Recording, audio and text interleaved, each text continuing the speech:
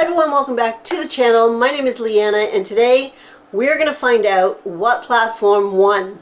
Battle of the platforms. I'm a dork, I don't know.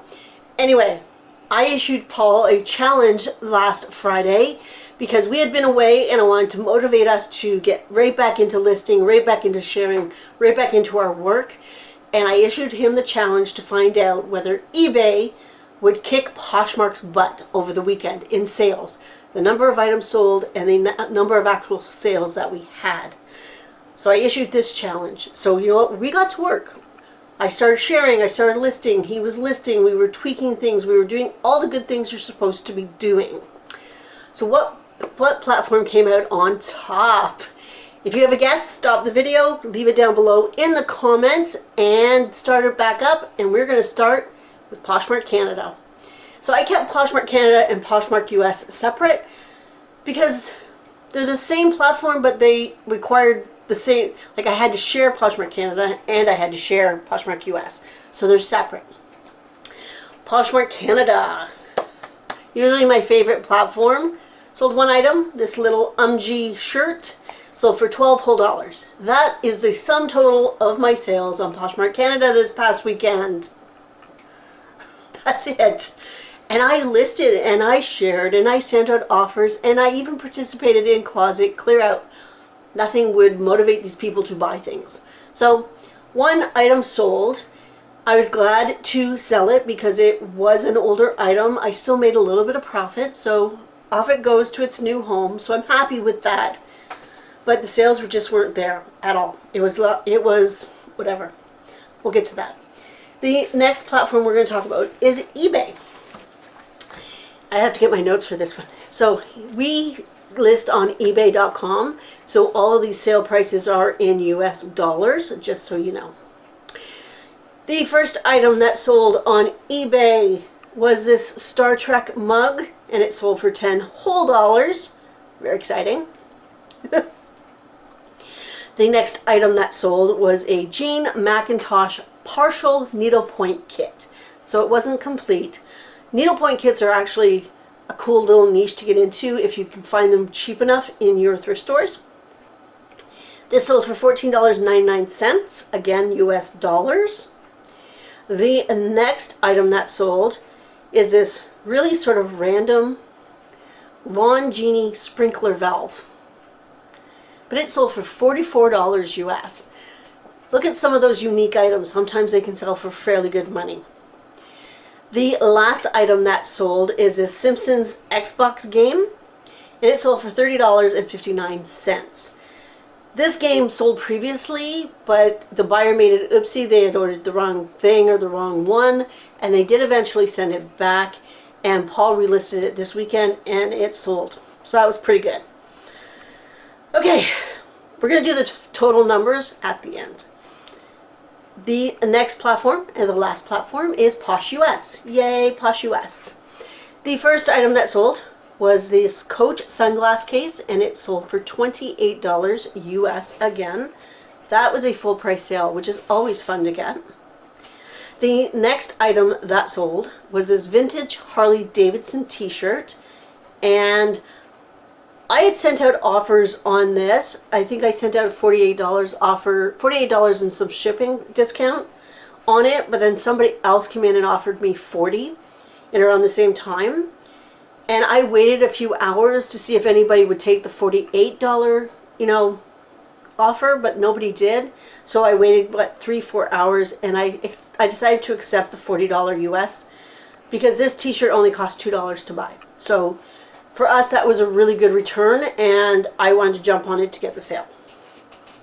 The last item that sold was not a great sales weekend. Last item that sold is this Lululemon Everywhere bag.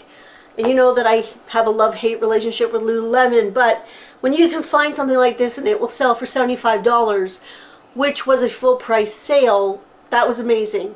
I listed this on Sunday. I listed it on Posh Canada, cross-listed it to the US.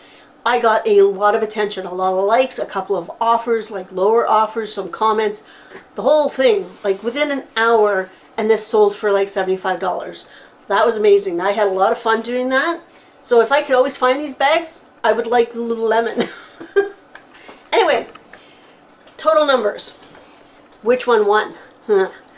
Posh Canada did not win. $12. Average sale price, $12. No, not a good weekend at all. eBay. eBay sold 4 items for a total of $99.58, which makes the average sale price approximately $24.90. Not horrible. As opposed, like, as an average sale price, not horrible. Poshmark US.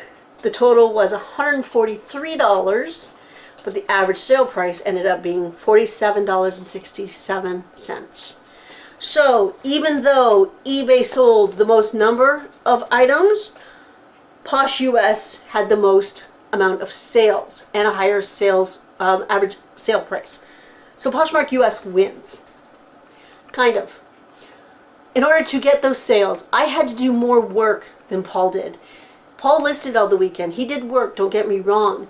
But with Poshmark, you have to share, send out offers. You have to, share other people's things. You have to be active on the app. So it takes a lot more time to get the sales. So really, I think that eBay and Poshmark were pretty even, Steven, So this was an interesting weekend for us. The average sales were way, way, way down. And, that could be because of what's going on right now, with the economy. And I think it was an Amazon Prime days or something. But it was also because we had been on vacation the week before. And we had lost 3 or 4 days of building our stuff up, building the algorithm and doing all the things you had to do. And that does make a difference. I hesitated sharing the numbers for a couple of reasons. Number one, I don't share my numbers very often because it's just not something I do. But I wanted to show people that sometimes the sales are not great. Sometimes your stack isn't 20 things high, it's only 1, and that's okay sometimes. It happens. All you can do is sort of think, okay, did I do everything I could do? Did I list? Did I, share? Did I list the right items? All those things. And just make you take a look at yourself and at what you're doing with your business. And I wanted to show you guys that, everybody has bad days. It's normal. I wanted to normalize, having a 1 package stack instead of having 20 like you all see all over the place. I don't want this to continue though because that's not good for my business.